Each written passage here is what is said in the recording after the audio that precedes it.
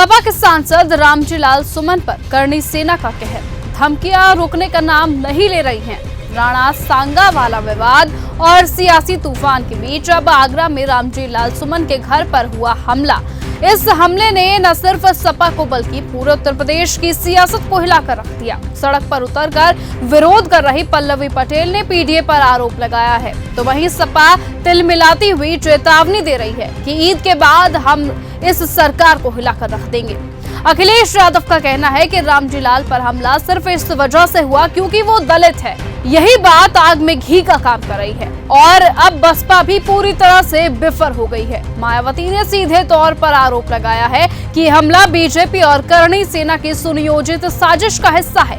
मायावती ने सपा को कटघरे में खड़ा करते हुए कहा, सपा अपने राजनीतिक स्वार्थ के लिए दलितों को आगे कर रही है। ये घिनौनी राजनीति समाज के लिए खतरनाक है। आगरा की इस घटना को लेकर मायावती ने जहां बीजेपी की पोल खोली तो वहीं उन्होंने सपा को भी आड़े हाथों लिया और इसी के तहत मायावती ने सीधे कहा, सपा का ये कदम समाज में तनाव और विघटन पैदा करेगा। वहीं अखिलेश यादव के दुर्गंध वाले बयान में भी एक नया विवाद अब खड़ा होता हुआ दिखाई दे रहा है, जिस पर बीजेपी ने उन्हें घेरते हुए पूरी सपा को निशाने पर लिया। अब बीजेपी भी सपा सांसद के घर पर हुए हमले पर सवाल उठा रही है। साथ ही सवाल ये भी उठाए जा रहे हैं कि सीएम योगी के कार्यक्रम स्थल से चंद किलोमीटर दूर रामजी लाल सुमन के घर पर इतना बड़ा हमला आखिरकार कैसे हो गया? करणी सेना के लोग बुलडोजर लेकर कैसे पहुंच गए और कैसे पुलिस ने कई करणी सेना के कार्यकर्ताओं को गिरफ्तार करने के बावजूद उसी रात जमानत पर भी छोड़ दिया?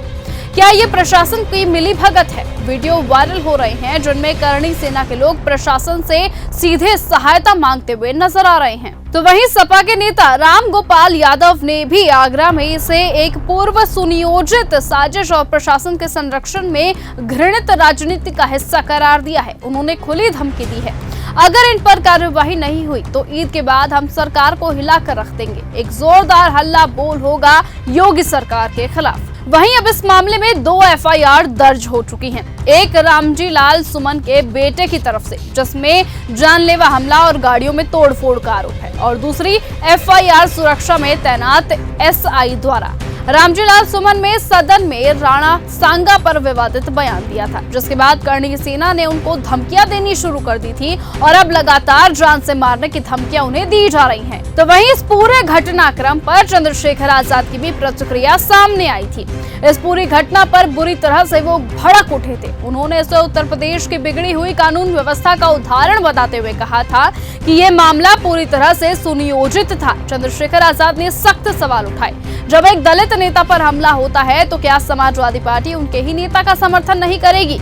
क्या पार्टी के सीनियर नेताओं को उनका साथ नहीं देना चाहिए? रामजी लाल सुमन पर यह हमला न केवल दलित समाज का अपमान है, बल्कि इसे समाज के कमजोर वर्गों की आवाज को कुचलने की साजिश के रूप में भी देखा जा रहा है। चंद्रशेखर ने इस मामले की सख्त निंदा करते हुए मुख्यमंत्री योगी आदित्यनाथ से कड़ी कार्रवाई की मांग की है। योगी सरकार की चुप्पी और राज्य सरकार की नरम रवैया स्पष्ट रूप से दलित समाज की आवाज को दबाने की कोशिश कर रहा है।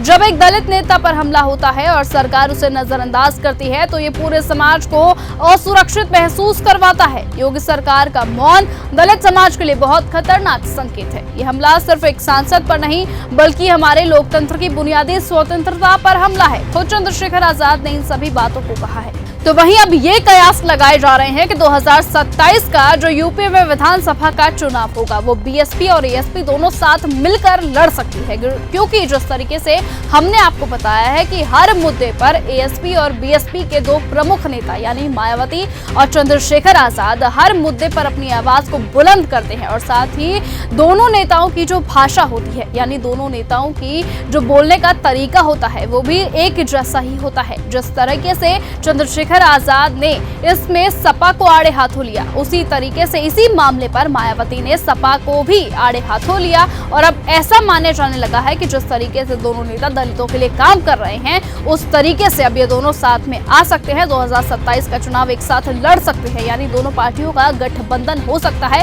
जिसके बाद दलितों का बेड़ा पार होना आसान लगता हुआ दिखाई दे रहा है। फिलहाल इस पूरे घटनाक्रम पर आप क्या कहेंगे? कमेंट सेक्शन पर अपनी राय लिखकर जरूर बताएं और ऐसे ही लेटेस्ट अपडेट और खबरों के लिए आप बने रहे और देखते रहे चैनल न्यूज़ गंगा। नमस्कार। ऐसी ही खबरों को सुनने और देखने के लिए सब्सक्राइब करना बिल्कुल मत भूलिएगा चैनल न्यूज़ गंगा। खबरें अच्छी लगी तो लाइक का बटन दबाना बिल्कुल मत भूलिएगा। कमेंट बॉक्स में टाइप भी कर सकते हैं और हाँ, शेयर करना भी बिल्कुल मत भूलिएगा।